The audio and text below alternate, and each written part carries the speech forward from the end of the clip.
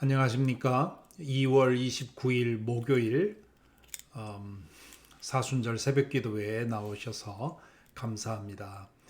오늘의 말씀 묵상을 통해서 주의 은혜가 저와 여러분에게 함께 하기를 기도합니다. 오늘의 기도는 제렌 키엘케고어의 기도 한없는 사랑이라는 기도로 시작하겠습니다. 기도하겠습니다. 사랑의 아버지시여, 모든 것이 제게 잘못되고 있어도 아버지는 여전히 사랑이십니다. 아버지가 사랑이라는 사실, 언제나 사랑이라는 사실을 저는 자주 의심합니다. 하지만 제가 돌아설 때마다 부정할 수 없는 유일한 사실은 당신이 사랑이라는 것, 바로 이 진실입니다. 그렇기 때문에 당신이 사랑이라는 사실이 의심될 때조차 저는 믿습니다. 제가 의심하는 것도 아버지께서 저를 사랑하시기 때문에 허락하시는 것임을. 오, 한없는 사랑이시여. 아멘. 잠시 하나님의 그 한없는 사랑에 대해서 묵상하며 기도하겠습니다.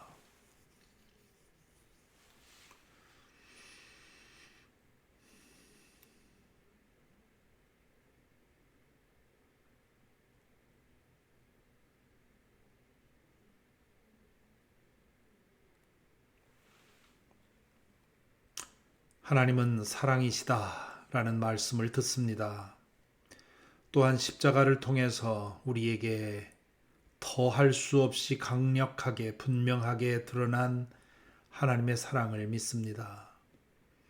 주님, 그러나 우리 자신을 바라볼 때는 하나님이 우리를 사랑할 이유가 도무지 없습니다. 그래서 그 사랑에 더 무너지고 또한 더 감동하는 것입니다. 주님, 저희의 마음을 붙들어 주셔서 이 믿을 수 없는 사랑, 이 이해할 수 없는 사랑을 우리 마음에 새기게 하여 주시고 그 사랑의 능력으로 살아가도록 인도하여 주옵소서. 예수 그리스도 이름으로 기도하옵나이다. 아멘. 오늘 말씀은 마가복음서 12장 28절부터 34절까지 말씀입니다. 마가복음 12장 28절부터 34절까지 말씀 제가 봉독해 드리겠습니다. 율법 학자들 가운데 한 사람이 다가와서 그들이 변론하는 것을 들었다. 그는 예수가 그들에게 대답을 잘 하시는 것을 보고서 예수께 물었다. 모든 계명 가운데서 가장 으뜸이 되는 것은 어느 것입니까? 예수께서 대답하셨다. 첫째는 이것이다. 이스라엘아 들으라. 우리 하나님이신 주님은 오직 한 분이신 주님이시다. 내 마음을 다하고 내 목숨을 다하고 내 뜻을 다하고 내 힘을 다하여라. 너의 하나님이신 주님을 사랑하여라. 둘째는 이것이다. 내 이웃을 내 몸같이 사랑하여라. 이 계명보다 더 큰 계명은 없다. 그러자 율법학자가 예수께 말하였다. 선생님, 옳은 말씀입니다. 하나님은 한 분이시요 그 밖에 다른 이는 없다고 하신 그 말씀은 옳습니다. 또 마음을 다하고 지혜를 다하고 힘을 다하여 하나님을 사랑하는 것과 이웃을 자기 몸같이 사랑하는 것이 모든 번제와 희생제보다 낫습니다. 예수께서는 그가 슬기롭게 대답하는 것을 보시고 그에게 말씀하셨다. 너는 하나님의 나라에서 멀리 있지 않다. 그 뒤에는 감히 예수께 더 묻는 사람이 없었다. 이제 읽은 내용을 잠시 살펴보겠습니다.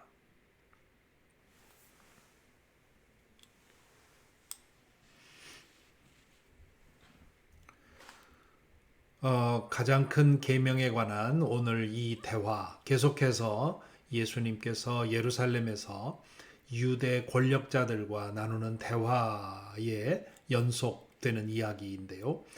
바리새파 사람들과 대제사장들 그리고 바리새파 사람들과 헤롯 당원들 그리고 사두개파 사람들 이렇게 율법학자, 대제사장, 사두개파 사람들 또 바리새파 사람들, 헤롯 당원들 등 다양한 유대 권력자들이 예수님에게 와서 여러 가지 질문으로 그분을 함정에 빠뜨리려고 하지요. 그런데 그럴 때마다 예수님께서 참 기가 막힌 그런 대답으로 함정을 빠져나가실 뿐만 아니라 주고자 하는 말씀을 전해 주셨습니다. 그 모든 모습을 지켜보고 있던 율법학자 중에 한 사람이 이게 보통 분이 아니구나라는 생각을 한 거죠. 그래서 그 사람이 이제 예수님에게 질문을 합니다.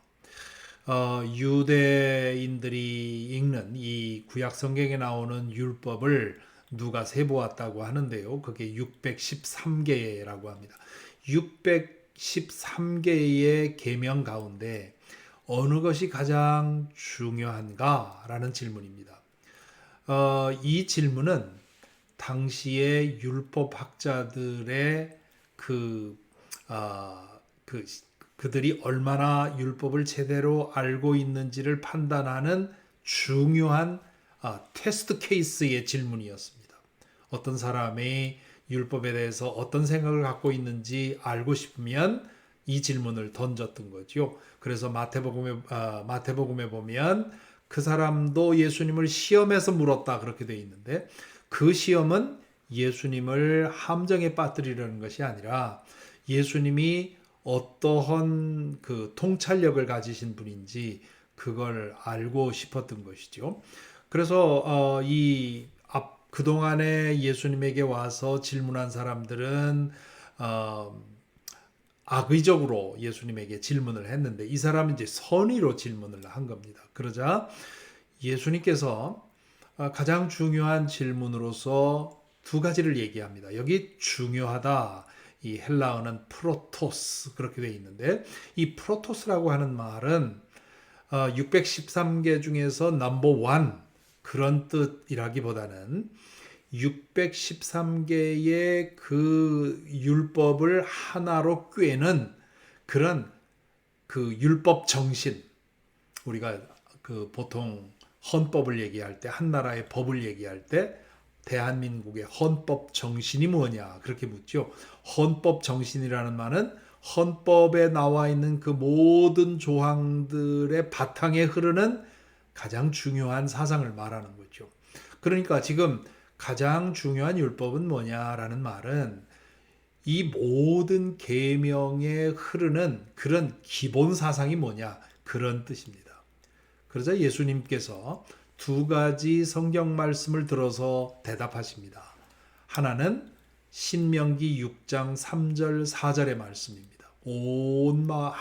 하나님은 한 분뿐이시니 온 마음과 정성을 다해서 그분을 사랑하라 라는 그 말씀이지요. 이 말씀은 쉐마라는 들어라 이스라엘이라고 할 때 그 첫 단어가 이 히브리어로 쉐마 들어라 라는 뜻인데요. 이 신명기 6장 이 말씀은 쉐마라고 해서 유대인들이 항상 우리 그리스도인들이 사도신경을 암송하는 것처럼 이 유대인들은 쉐마 본문을 암송했었습니다. 그러면서 하나님을 사랑하는 것을 중요하게 생각을 했죠. 또한 예수님은 또한 레위기 11장 18절에 나오는 내 이웃을 내 몸과 같이 사랑하라 하는 말씀을 함께 덧붙이십니다. 마태복음에 보면 둘째는 이와 같으니 그렇게 말씀을 하시는데 이 넘버 원, 넘버 투를 지금 말씀하시는 것이 아니라 넘버 원이 되는 이 율법의 정신, 율법 정신을 담고 있는 한 구절을 택해야 되는데 그게 사실은 두 개라는 거죠. 하나는 하나님을 전심으로 사랑하고 그 사랑으로 이웃을 사랑하는 것이라 그렇게 대답을 하십니다. 그러자 이 율법학자가 그 말씀 정말 옳으십니다. 저도 동감입니다. 그렇게 대답을 하지요. 그러자 34절에 보면 예수님께서 그가 대답하는 것을 보시고 너는 하나님의 나라에서 멀지가 않다. 그런 얘기를 합니다. 하나님의 나라에서 멀지가 않다. 이 말은 지금 이 사람이 하나님 나라에 가까이 와 있다는 겁니다. 아직 하나님 나라에 들어오진 못했지만 그러나 하나님 나라에 가까이 와 있다. 그게 무슨 뜻일까요?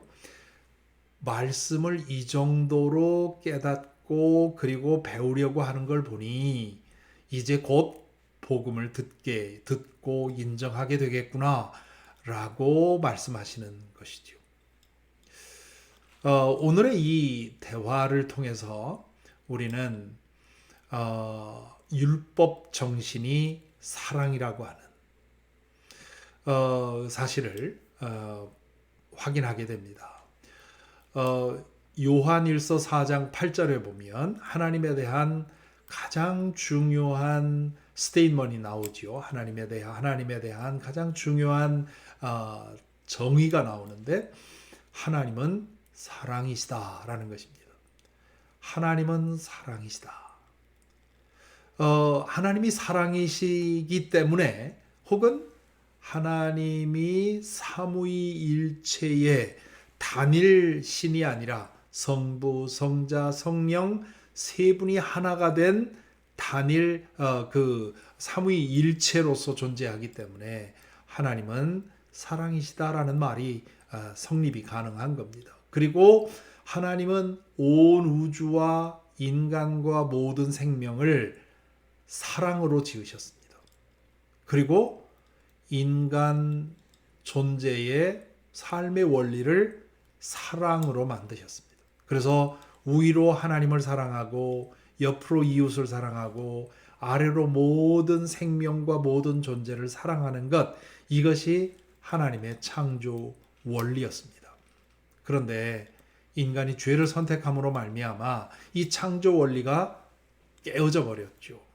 그래서 위로 하나님을 사랑하고 섬겨야 하는 인간이 하나님을 우리 아래로 끌어내려서 내 목적을 위해서 하나님을 이용하려는 그런 왜곡이 일어났고요. 그렇게 하나님과의 관계가 깨어지다 보니까 우리가 우리의 이웃을 그리고 이 모든 생명들을 모든 존재들을 나의 유익을 위해서 사용하는 그런 대상으로 만들어 버린 겁니다. 그래서 사랑이 깨어져 버렸습니다. 사랑이 깨어지니 인생이 깨어지고 인생이 깨어지니 하나님이 낙원으로 만들어 놓으신 이 세상이 현실 지옥이 되어 버린 것이죠. 율법은 뭐냐 하면 율법과 구약에 있는 계명은 뭐냐 하면 우리의 이 죄성을 그대로 인정한 채로 사랑을 파괴하는데 여기까지는 나가지 말라고 하는 한계선, 울타리를 그어 두신 것입니다. 우리가 이웃을 사랑하는 것이 마땅하지요. 그러나 그 사랑이 깨어졌습니다. 그래서 때로는 미워할 수도 있고요. 때로는 거리를 두고 살아갈 수도 있습니다. 그러나 미움이 북받쳐 오르더라도 그 사람을 해치지는 말아라. 그게 율법이지요. 다른 사람에게 내 모든 것을 내어주어서 사랑하지는 못할 망정 다른 사람의 것을 훔치지는 마라. 법에서 보통 그런 얘기를 합니다. 법은 최소한의 도덕이다. 도덕은 인간이 마땅히 살아야 할 최대한의 그런 그 규범입니다. 그러나 도덕을 강요할 수는 없지 않습니까? 그래서 도덕을 최소한으로 만들어서 너희가 아무리 죄를 지어도 여기까지는 가지 말아라 하고 주신 것이 법이 만들어진 것이 법입니다. 율법도 마찬가지입니다.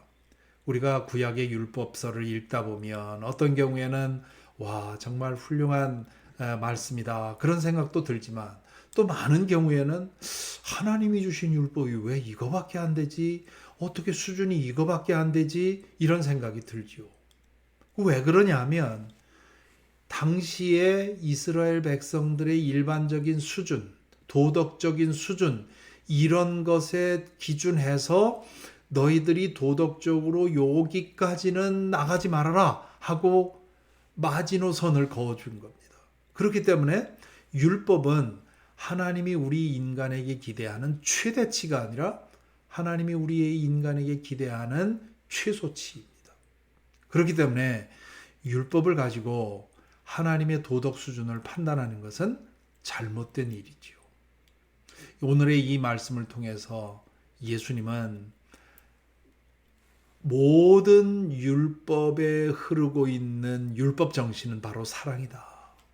인간의 죄로 인해서 깨어진 사랑, 그 사랑을 회복하는 것, 그 사랑이 한없이 깨어져 나가는 것을 막기 위한 것이다.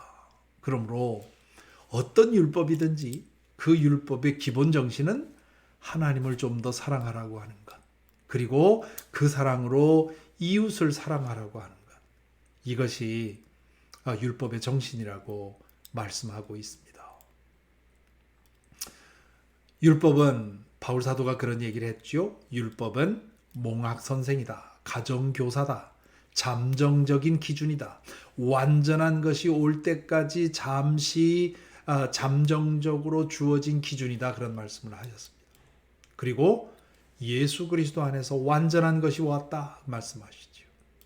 예수 그리스도 안에서 우리는 새 사람으로 거듭나서 이제는 율법의 수준이 아니라 하나님이 우리에게 기대하시는 최대치를 향해서 나가는 것이 우리 그리스도인들입니다. 성령의 능력 안에 있을 때 우리는 그 하나님의 높은 기준을 채울 수가 있죠. 늘 그렇게 할 수 있는 것이 아니기 때문에 우리는 자주 넘어질 때마다 하나님 앞에 다시 의지하면서 성령께서 우리를 새롭게 해주실 것을 기도하는 것이지요. 오늘 이후의 기도 시간은 우리에게 있는 사랑을 위해 기도했으면 좋겠습니다.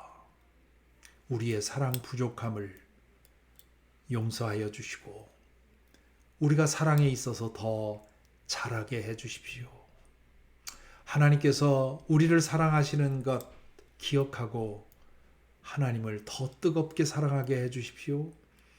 우리의 이웃들, 특별히 이웃이라는 말이 뭡니까? 우리 주변에 있는 사람입니다. 우리 주변에 있는 사람 중에 나를 괴롭게 하는 사람도 있고요. 나를 못되게 하는 사람도 있고요. 나를 불편하게 하는 사람도 있습니다. 모두가 다 우리의 사랑의 대상입니다. 우리가 사랑에 있어서 자만하지 않고 더 온전히 사랑할 수 있도록 우리 자신의 사랑의 능력을 위해 기도하는 오늘 하루가 되기를 바랍니다. 감사합니다.